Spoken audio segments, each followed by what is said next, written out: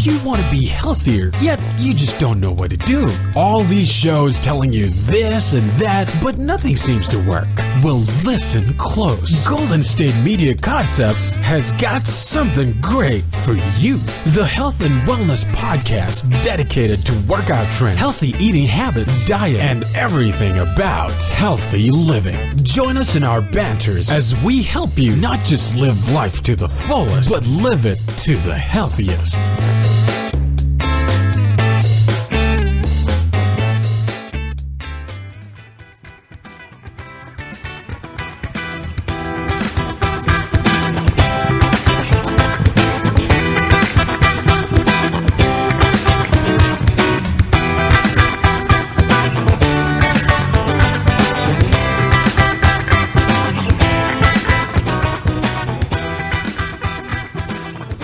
Hello and welcome to the GSMC Health and Wellness Podcast, brought to you by the GSMC Podcast Network. I am your host, Heidi, and today I am joined by the wonderful Staci. Hello. Today we are talking about the topic of organic food. It's organic, I would say, has become like a buzzword in our culture today, but I wanted to look into what it actually means and if it's actually something that's worth buying, especially because organic is something that I feel, at least for me, well, kind of everyone, but I'll just speak for me, acts like they know what it is. And then when I wonder if I actually know what it is, I don't really have a definition. So I'm kind of curious. Or you don't know what it is, but you just know it's better. So it's just like, yeah, this is more expensive because it's organic. That makes sense, even though I don't know what organic is. Right, exactly. You just know the price tag is higher. Yes. Yes. So because I found myself in that situation, I wanted to look into this, see how much I actually knew. Turns out I did not know a lot. And kind of just to see if it is worth it, because I often question that when I see the price tag. Is it worth this price? And if I don't buy it, am I just like hurting myself in the future? Versus if I do buy it, am I like just hurting my wallet for no reason? Or is it good for my health? So I want to start with what organic means. In a very general sense, organic foods or organic farming methods are produced or involve production without the use of chemical fertilizers, pesticides, or other artificial agents. So it's sort of like taking the idea of a natural approach, natural in quotes, and we will talk about natural later. Yeah. But the general idea is that it doesn't use chemical fertilizers, pesticides, or artificial agents. Also, organic products are regulated by the U.S. Department of Agriculture, or the USDA, and this is what it means when producers say their products are USDA certified organic. And according to the USDA website, USDA certified organic foods are grown and processed according to federal guidelines addressing, among many things, like soil quality, animal raising practices, pest and weed control, and the use of additives. Organic producers rely on natural substances and physical, mechanical, or biologically based farming methods to be to the fullest extent that they can. So it's like taking the really general thing and making it way more specific and wordy. Right? That was way more extensive, because I would have thought it's like, okay, so you don't spray pesticides and cool organic. Like, right. You're done. But it's clearly they're looking at much more than just, did you, use a chemical spray or not? Right, yeah. And we will mention that because, pesticides come up later, and there are other situations where there are exceptions, I guess you could say, to this definition. In general, as I said before, organic standards are designed to allow natural substances on organic farming and prohibiting synthetic substances. Although there are some synthetic substances that are listed as exceptions to the basic rule and are allowed for use in organic agriculture. For example, like pheromones are used as an effective non-toxic way to confuse insects that may otherwise infest organic crops like fruit. Well, see, and then pheromones are pretty good because they're usually not on the actual food. Mm-hmm. They're placed near the plant or the tree or whatever to either bring the insect or scare the insect away, depending on what they're trying to do. Right, exactly. So they're not actually going and putting pesticides on the food, but you could argue that's synthetic since they're not real and natural. Also, vaccines for animals are really important for disease prevention because, they're trying to prohibit antibiotic therapy for livestock in organic produce. I like products. That. I mean, I get why some people would be like, no, antibiotics, but I'm like, Yeah, but I'm one of those people that's like, don't use antibiotic soap because you're creating the super bug. So I'm happy that you're also not allowing that in animals. Yeah, exactly. And that's what a lot of people argue regarding antibiotics and such. Also, as I said before, this does mean that organic products do use pesticides, but they're pesticides that have been deemed okay. Pesticides like derived from like natural sources, like biological pesticides, may be used in producing organic food, and some synthetic materials such as pheromones and animal vaccines, as I mentioned. Mm-hmm. And to clarify, biological pesticides, aka biopesticides, are certain types of pesticides derived from natural materials, as animals, plants, bacteria, and certain minerals. For example, canola oil and baking soda have pesticidal applications and are considered biopesticides. Also, as of April 2016, there are 299 registered biopesticide active ingredients and 1,401 active biopesticide product registrations. That's, again, this is like you don't just look at chemical pesticides and that's all that's organic. It's like, I would never have had any clue that there were that many biological pesticides. Right, that's a lot. But I also don't garden, so I couldn't really name. I didn't even know about canola oil. Like, seriously? I know. Now you're just going to start spraying that on all your plants, right? Like if I rub it on my tomatoes, right? Will bugs stay away? Who knows? I mean, I guess since that's considered a pesticide, sort of a biopesticide. For certain bugs, I'm sure. Yeah. There are probably others that just love it. But I think that is interesting because, like, the idea of organic is you don't know. You just feel like, oh, there's nothing on it. But there is. There definitely is. So I feel like that was really interesting to learn. Also, I want to say the National List of Allowed and Prohibited Substances. This is a component of organic standards. This list has the exceptions to the basic rule. Also, if you want to know more about that list, you can look up the list and see what's on there. Also, the process for adding or removing allowed substances that are on this list is an open process, so there can be direct input from the organic community, like farmers and other conscious consumers and things like that. And this is the USDA's list, because I know there are several different, I don't know if you call them companies or organizations or whatever, that certify things as organic, and they all have different standards. Right, yeah. So I'm specifically talking about the USDA. I will mention the FDA later.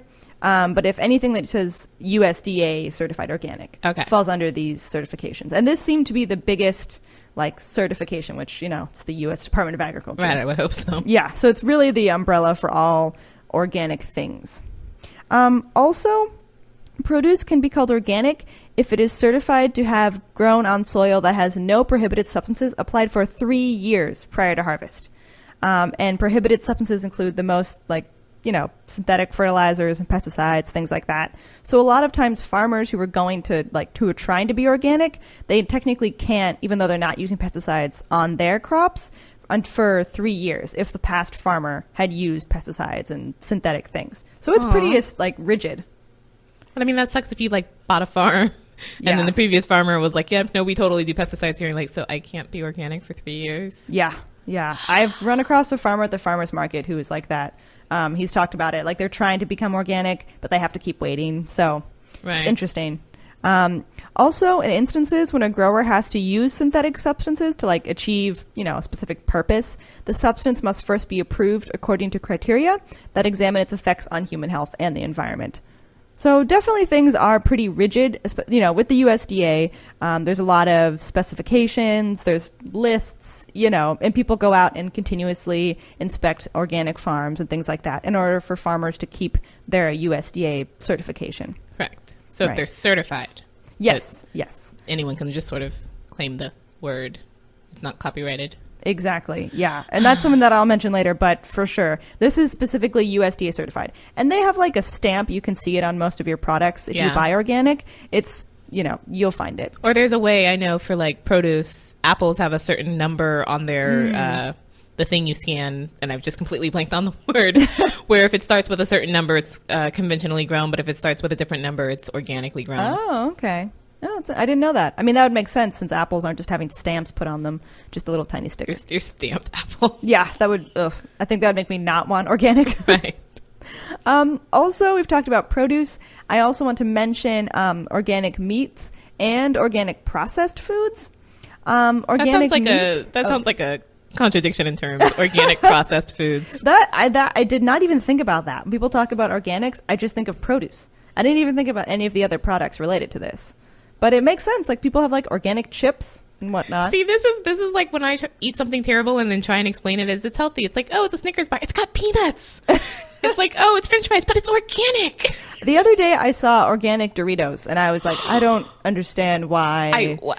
Brain does not compute. No, I'm like, there's nothing organic in here. There's not even anything that was like ever real in your Doritos.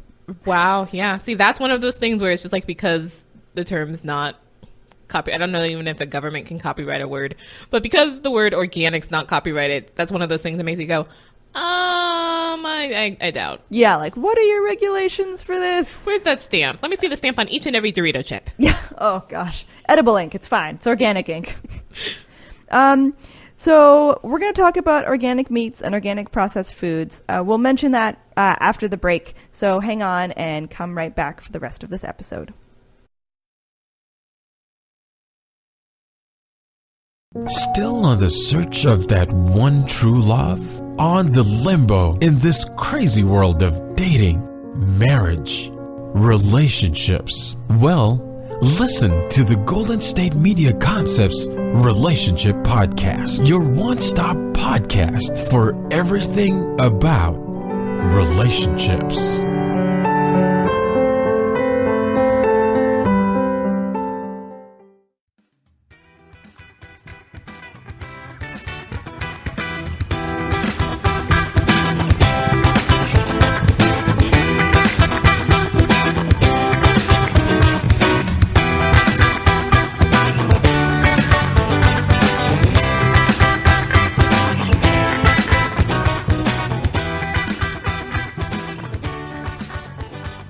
Welcome back to the Health and Wellness Podcast. We are continuing to talk about organic foods. We will be talking in this section about organic meats and organic processed foods. So, for organic meat, regulations require that animals are raised in living conditions accommodating their natural behavior, like the ability to graze on pasture. Okay. Also, they're fed 100% organic feed, and they're allowed to forage and are not administered antibiotics or hormones. So, like, organic cows go out into a field. They're not just in a little lot, like, fed, I don't know, pellets or whatever. Like the happy cows? Yes, the happy cows from California. Yes. Just sit on grass fields and, I don't know. Those are strange organic cows with, Midwestern accents. Yeah, that's what happens when you go organic. They all just start talking. Also, on a side note, so antibiotics are considered bad in meat production because while feeding antibiotics to animals results in fatter animals faster and hence like cheaper meat and reduced prices for the consumer, their use may also result in antibiotic-resistant animals and potentially humans. And many argue that banning the feeding of penicillin and other antibiotics to animals would not drastically increase consumer costs.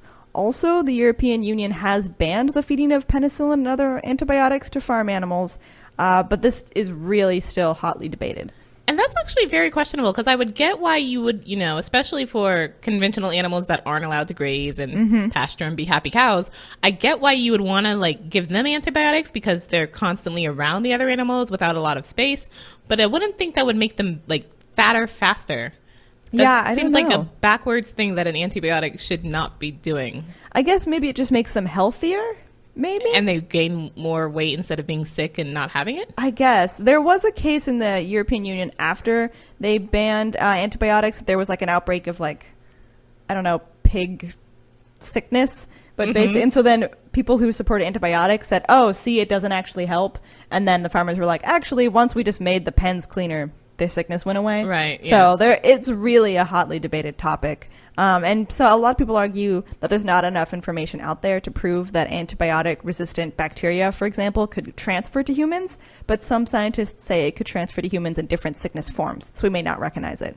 Oh, true. So it's really debated. And I feel like with anything, with organics, it's kind of like the consumer's choice. But well, and I feel like you also get these scares every few years of, oh, you can't eat beef, or you can't eat bacon, or you can't eat something because, whatever was produced within this certain time frame from this certain location has been recalled for any reason here. Right. And I'm just like, yeah. Or just romaine lettuce that is always going to kill us somehow. Or lettuce that has been washed near animals. And then it's just like, okay. Yep. There's always something. Also, onto organic processed foods. Regulations prohibit organically processed foods from containing artificial preservatives, colors, or flavors, which I feel like should totally just get rid of Doritos. Right, Doritos, all of those. And they require that their ingredients are organic with some minor exceptions. For example, processed organic foods may contain some approved non-agricultural ingredients, like the enzymes in yogurt, the pectin in fruit jams, or like the baking soda in baked goods. So the baking soda in your baked goods is not necessarily organic baking soda, even if those baked goods are considered organic. So it sounds like small exceptions to this rule. Right, same thing with before when you were growing the plants of being able to use something so long as it's proven not to be harmful to humans. Right, yeah. And I'm sure people would argue about whether or not, the arguments of like, well, is canola oil on your plants harmful? And, God. Yes. Also, when packaged products indicate that they are made with organic, like organic flour or whatever, organic apples, this means they contain at least 70% organically produced ingredients. The remaining non-organic ingredients are produced without using prohibited practices, like genetic engineering, for example, but can include substances that would not otherwise be allowed in 100% organic products. So this is where organic Doritos probably came in. Yeah. They've got that 70% organic, and then the rest of that 30% is not only non-organic, but you probably could not pronounce it to save your life. Yeah, exactly. They're claiming to be organic because they're not really 100% organic. Just a fair amount of those ingredients are. Like when your cereal's like, it's healthy for you because the first ingredient is whole wheat, and then everything else is sugar. Or the largest ingredient. Or the way labels are able to say like 0% fat when it's not really zero. It's like, so long as it's below this one. I was like, yeah, but that's still fat. Yep.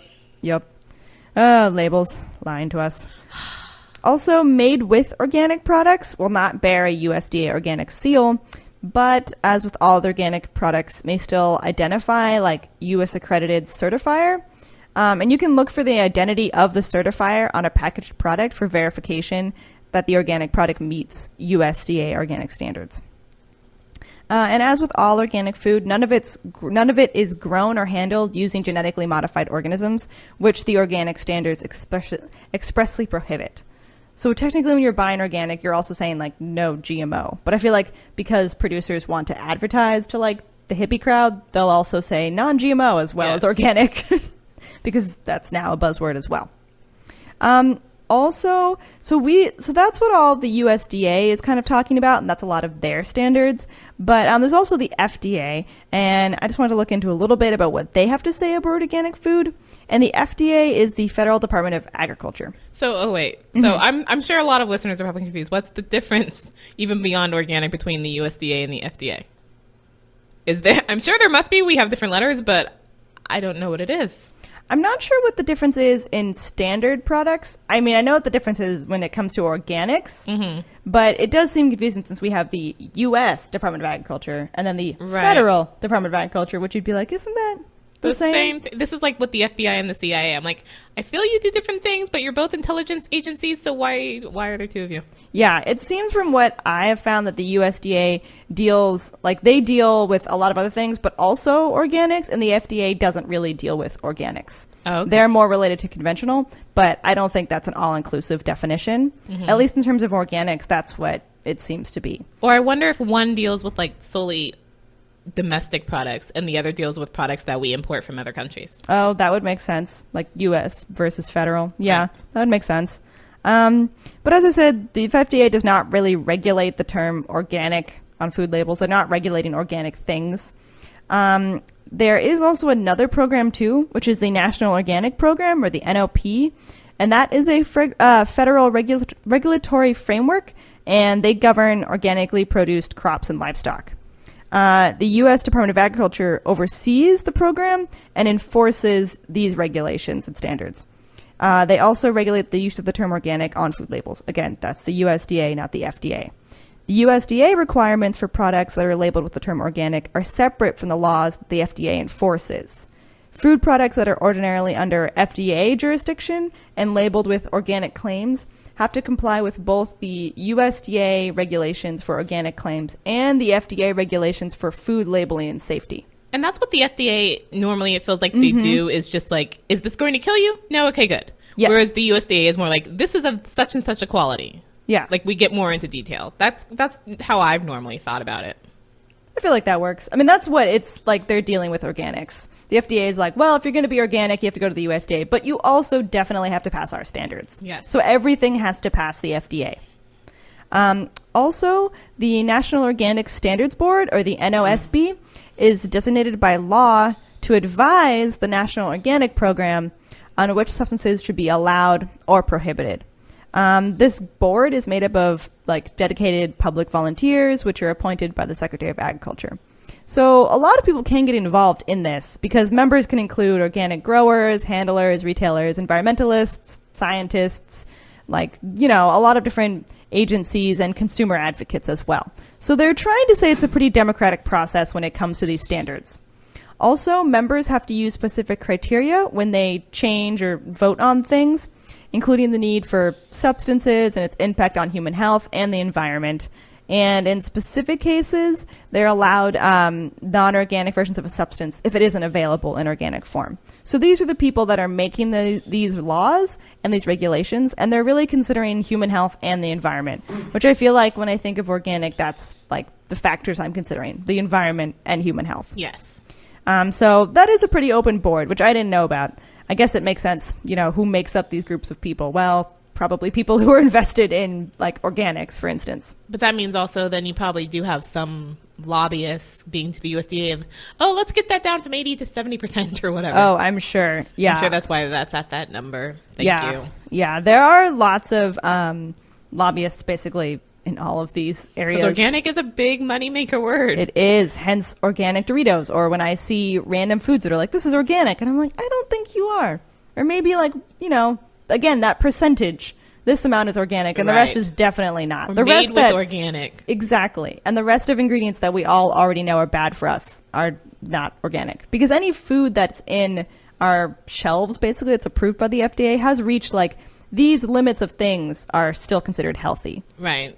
So, I don't know. Hard to say. Also, I wanted to make some additional points besides just organic. Like we mentioned the term natural, which whenever someone says natural, I just think of like the Foster Farms chicken commercials where like the puppet chickens would just say like, we're all natural. Or like, I guess they weren't, but they were trying to pass themselves off as Foster Farms chickens, which are natural and not like pumped full of sodium to make them look plumper or whatever.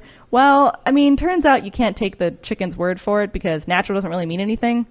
So they're right, but they're wrong. They are. I mean, those chickens could have passed themselves off as natural because who knows? Also, those chickens were also from like Wisconsin or something. Yeah. Right? Yeah. What is with all the animals coming out to California? I feel like we have enough animals in California anyway. They don't need to travel over here. Right. We're going to take a quick break, and then when we come back, we'll continue talking about the term natural. So hang on. Tired of searching the vast jungle of podcasts? Now listen close and hear this out. There's a podcast network that covers just about everything that you've been searching. Hey! The Golden State Media Concepts Podcast Network is here. Nothing less than a podcast bliss with endless hours of podcast coverage. From news, sports, music, fashion, cooking, entertainment, fantasy, football, and so much more. So stop lurking around and go straight out to the Golden State Media Concepts Podcast Network. Guaranteed to fill that podcast itch. Whatever it may be. Visit us at www.gsmcpodcast.com. Follow us on Facebook and Twitter, and download us on iTunes, SoundCloud, and Google Play.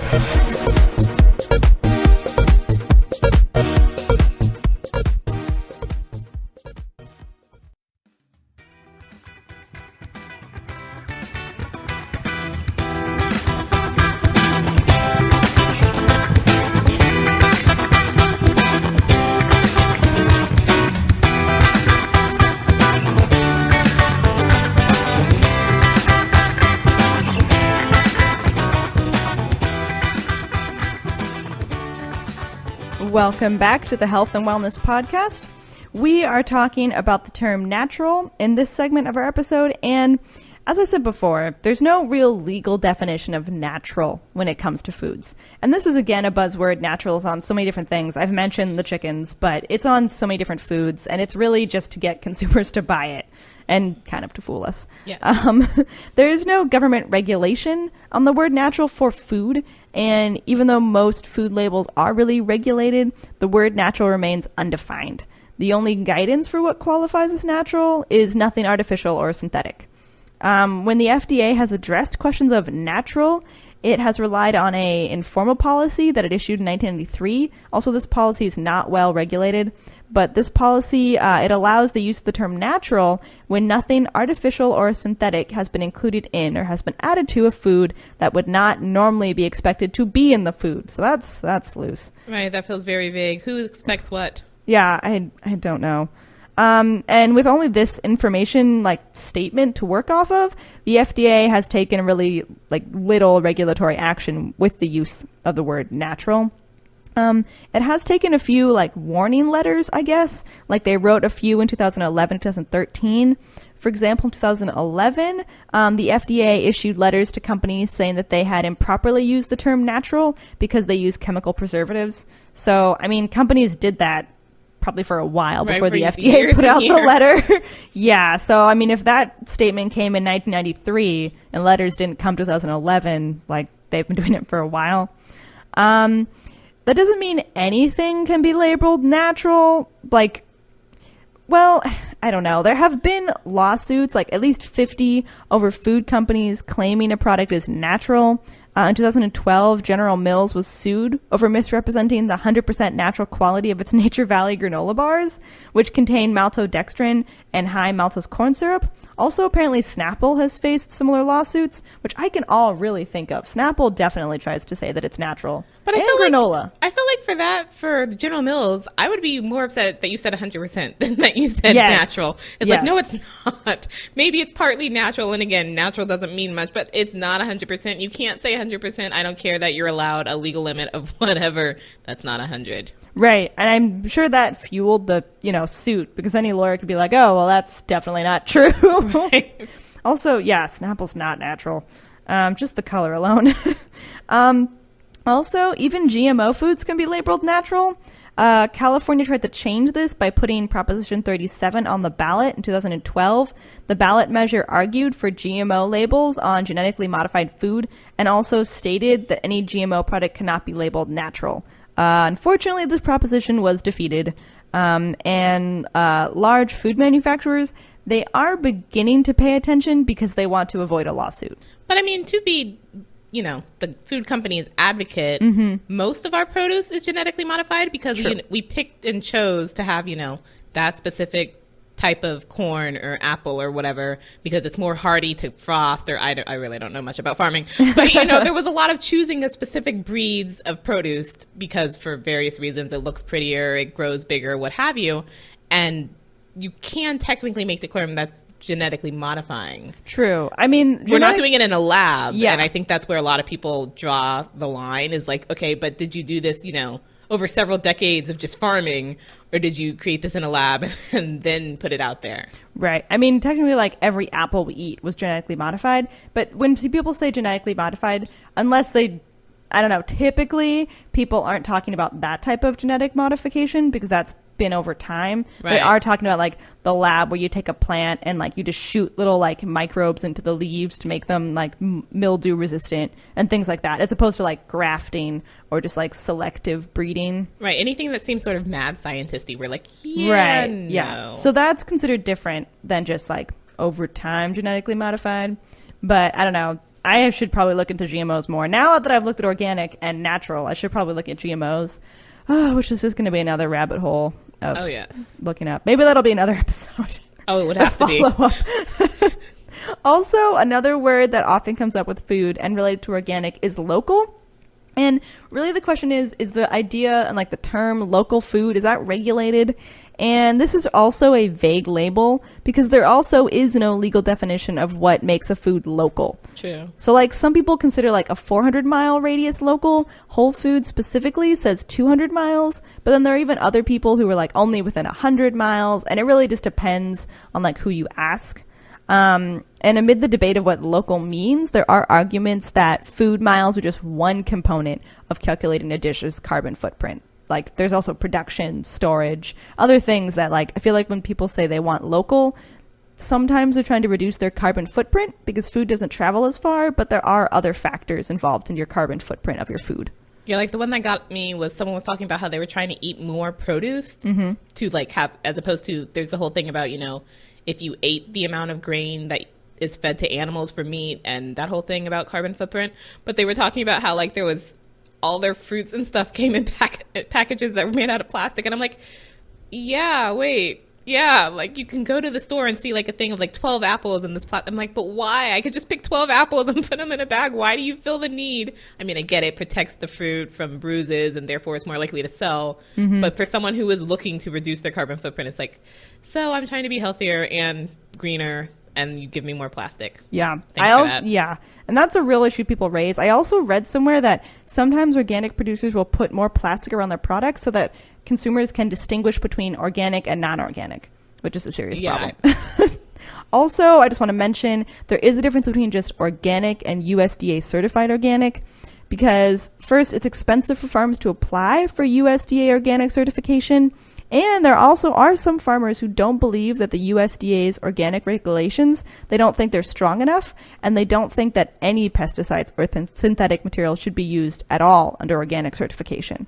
So it could be if you're saying, oh, this food is organic, but it's not USDA certified organic, so it's probably not as strict. It could actually be more strict, potentially. But I feel like in that situation, you'd kind of have to be like, at a Whole Foods or like go straight to the farmer. Well, and that's where a lot of, I think, the third party things that certify organic are. And again, I don't remember the name of any of these organizations, but you can see it's so-and-so certified organic. And then often they do have more strict regulations. Yeah, that does happen. Also, a lot of the reason this is also confusing is because there are lobbyists who want to profit from the term organic for their company. And it is kind of a new thing. So hopefully over time it will become clarified. And then finally, is organic food better for you? Well, okay, organic food does have fewer synthetic pesticides and fertilizers, and they're free of hormones and antibiotics. They don't appear to have nutritional value over their conventional counterparts, though. There have been a number of studies examining the macro and micronutritional content, but whether organically or conventionally grown, the foods are pretty similar in terms of like vitamins, minerals, and carbohydrates. These findings are debated, though. A lot of people say this study was not fair, which again, I'm sure there are just so many lobbyists involved, it's hard to say. There's never any fairness. Yeah, there's never any, everyone has a bias. Also, according to the USDA data, organic foods have fewer pesticide residues than conventionally grown produce, so like even after being washed and processed. But the amounts of both types of produce are within the level for safe consumption. And it's unclear if pesticides used in organic farming are safer than non-synthetic pesticides, or safer than synthetic pesticides that are used in conventional farming. And really the verdict is still out. There are other factors like if it's better for the environment. It's hard to say. There is debate. And we don't really have a ton of information yet if the lack of hormones and antibiotics in organic animal products make them healthier than conventional animal products. But for those who are interested, we did do a while ago, before Heidi's time, an episode on the Dirty Dozen, which is a list that's put out every year. I can't remember by who, but it's the 12 produce items that sort of keep the most pesticide even after being washed and tested. And so if you're like, I want to buy more organic because I'm healthy, but cost, it's sort of the idea is that you can buy conventionally grown except for the Dirty Dozen. Oh. The Dirty Dozen, you might want to actually shell out the extra money to buy organic. That's a really good list. Okay. I mean, a lot of times I feel like if you're interested in organic, it's not just for nutritional content. I think a lot of people are concerned about antibiotics, hormones, pesticides. Organics do typically have fewer of those things because of their regulations. But again, there are other pesticides that are allowed, like biopesticides. And just to wrap up, there is one statement that I found in the Harvard Medical Journal, which I felt was the best wrap up.